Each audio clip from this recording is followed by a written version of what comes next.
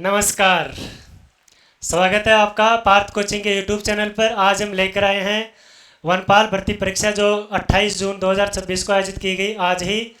और उसमें जो करंट अफेयर्स के क्वेश्चन थे, किस लेवल के थे, किस वर्ष के ज़्यादा प्रश्न पूछे गए, आने वाली जो एग्ज़ाम है एलडीसी हो या सीईटी हो, तो इन एग्ज़ामों में आपको करंट जी के कहाँ से पढ़ना है, कैसे पढ़ना है, इन सभी सवालों का जवाब मिलेगा इस क्लास में।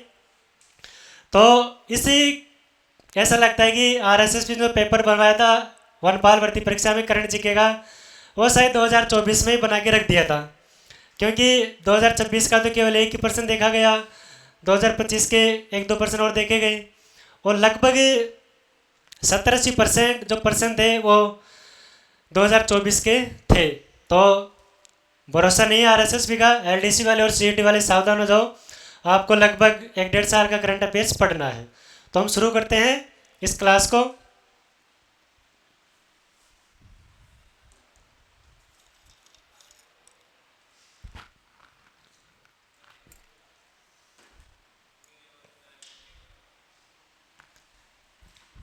पहला प्रश्न आपके सामने है, विकसित भारत जो मोदी जी ने सपना दिखाया है भारतवासियों को, विकसित भारत का, तो अपने को 2047 तक क्या मिल जाएगा, विकसित भारत बन जाएगा। तो यही प्रश्न है कि विकसित @ 2070 जो पहल है उसका मुख्य उद्देश्य क्या है। तो इसका मुख्य उद्देश्य है भारत को एक पूर्ण विकसित राष्ट्र में परिवर्तित करना। भारत की हरित क्रांति में जो जनक है, भूमिका निभाने वाले हैं MS स्वामीनाथन, उनके संबंध में एक प्रश्न है कि 2024 में मरणोपरांत भारत रत्न से किसको सम्मानित किया गया था, जिनकी भूमिका किसमें थी, हरित क्रांति में थी। तो वो कौन थे, MS स्वामीनाथन, जो भारत में हरित क्रांति के जनक कहे जाते हैं। तो 2024 में 5 लोग और थे जिनको ये भारत रत्न पुरस्कार दिया गया था, लाल कृष्ण आडवाणी, कर्पूरी ठाकुर, चौधरी चरण सिंह, PV नरसिम्हा राव और MS स्वामीनाथन। ओलंपिक पेरिस 2024 के एकल संस्करण में ओलंपिक पदक जीतने वाली पहली भारतीय महिला कौन बनी। तो आपने देखा होगा मनु भाकर पेरिस ओलंपिक 2024 में 2 पदक जीती थी। और मनु भाकर का संबंध किस खेल से है, तो ये खेल कौन सा है, शूटिंग से है। बाकी विनेश फोगाट कुश्ती की है, PV सिंधु बैडमिंटन की है। आपको कमेंट करके बताना है मीराबाई चानू कौन से खेल की है। राजस्थान के निम्नलिखित में से किस केंद्रीय रूप से संरक्षित टिकट वाले स्मारक में वर्ष 2024-25 में सर्वाधिक घरेलू पर्यटक आए। तो राजस्थान का जो प्रसिद्ध किला है चित्तौड़गढ़ किला, वहाँ 2024-25 में सबसे ज़्यादा घरेलू पर्यटक आए। चांदबावड़ी दौसा में है, डीग भवन डीग में है, बाकी कुंभलगढ़ किला राजसमंद में है। भारत में हिम तेंदुओं की स्थिति रिपोर्ट 2024, यहाँ भी 2024 का प्रश्न पूछा गया है। भारत के किस राज्य, अब यहाँ देखो राज्य पूछ लिया, हिम तेंदुओं की संख्या सबसे अधिक है। आप अपने को कंफ्यूज नहीं होना है, राज्य पूछा गया है, लेकिन इसका आंसर होगा B फॉर बाहुबली, लद्दाख। केंद्र शासित प्रदेश जो लद्दाख है, वहाँ सबसे ज़्यादा जो हिम तेंदुए हैं वहाँ पाए गए हैं, संख्या सबसे ज़्यादा लद्दाख में है। राष्ट्रीय हरित हाइड्रोजन मिशन के संबंध में कौन सा कथन सही है, इसके बारे में आपको बताना है।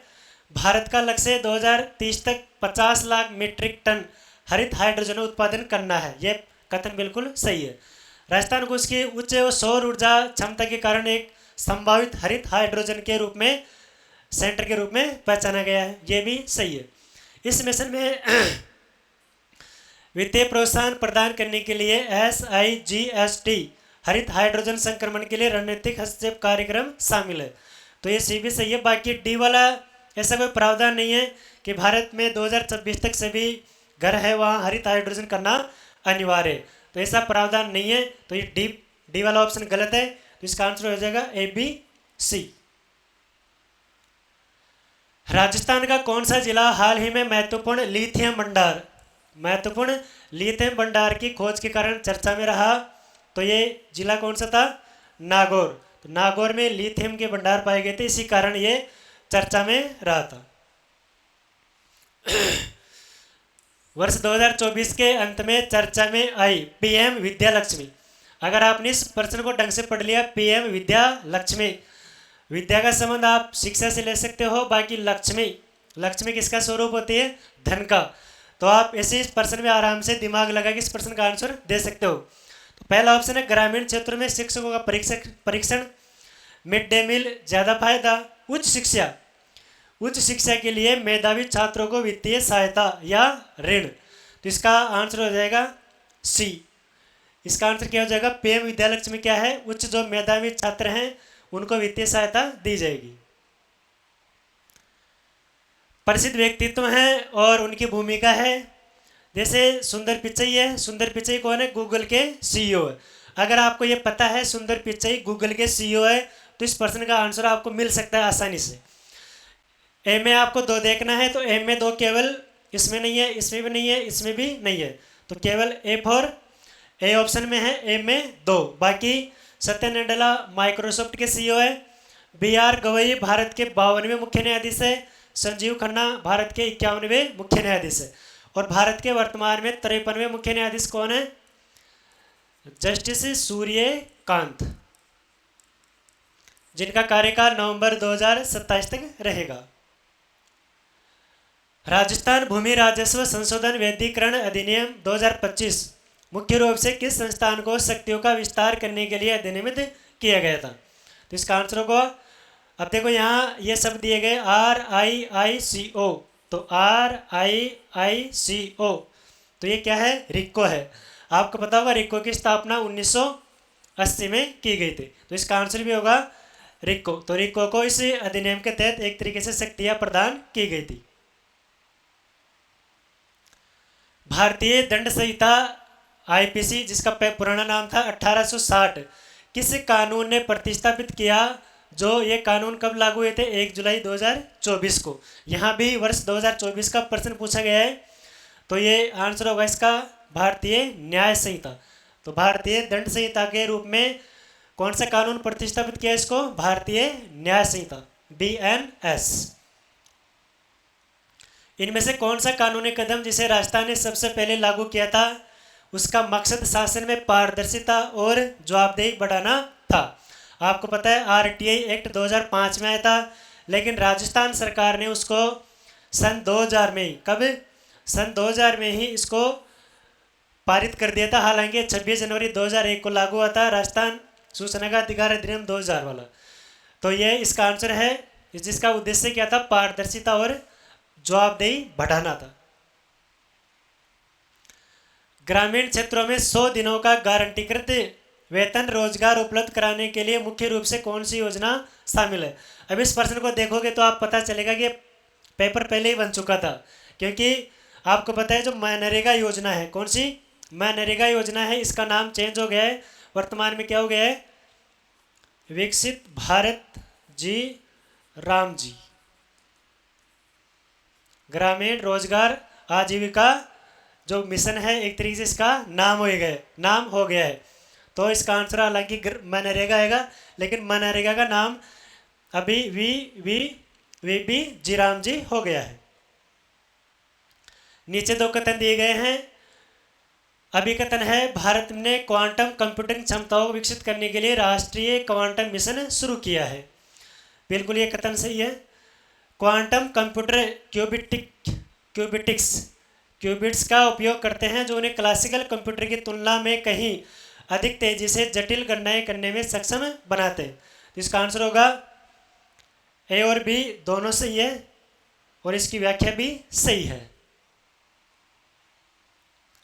राजस्थान बजट 2026-27 में घोषित मुख्यमंत्री लखपति दीदी योजना के तहत संशोधित ऋण सीमा क्या है? इस योजना में पहले ऋण सीमा 1 लाख थी। वर्तमान में इस बजट में 2026-27 वाले बजट में इसको बढ़ाकर कितनी कर दी? 1.50 लाख। तो 1.50 लाख है लखपति दीदी योजना में ऋण सीमा। अंतर्राष्ट्रीय योग दिवस 2025 का विषय क्या था? तो इसका विषय था एक पृथ्वी एक स्वास्थ्य के लिए योग। 2026 वाला योग दिवस है जो भी मनाया गया 21 जून 2026 को। इसकी थीम क्या थी? योगा फॉर हेल्थी एजिंग, स्वस्थ आयु के लिए योग। तो ये है 2026 वाले योग दिवस की थीम। पीएम जनमन मिशन के बारे में कौन सा कथन सही है? तो इसमें 4 कथन दिए गए हैं। इसका उद्देश्य कमजोर जनजातीय समूह के विकास करना है, ये भी सही है। इनमें आवास, स्वच्छ जल, सड़क संपर्क जैसे 11 महत्वपूर्ण कार्य शामिल है। कितने महत्वपूर्ण कार्य शामिल है? 11। इस मिशन का बजट 24,000 करोड़ रुपए से अधिक है, 24,000 कुछ रुपए हैं। ये तीनों सही है। इसका जो डी है वो एक तरीके से गलत है। इसका आंसर हो जाएगा ए, बी और सी। राजस्थान के पारंपरिक मांड लोक संगीत में योगदान के लिए 2024 में पद्मश्री किसे प्राप्त हुआ? सबसे उपयुक्त विकल्प का चयन कीजिए। अब यहाँ भी देख लो, 2024 का पद्मश्री पूछा गया है। ये जो मोहम्मद अली मोहम्मद और गनी मोहम्मद, ये जो 2 बंधु थे, इनको मांड गायिका में 2024 में पुरस्कार मिला था। कौन सा? पद्मश्री। 2026 के लिए भी राजस्थान के जो 3 व्यक्ति हैं उनको पद्मश्री दिया गया था। तो ये थी वनपाल की करंट अफेयर्स सॉल्यूशन क्लास। जय हिंद, जय भारत।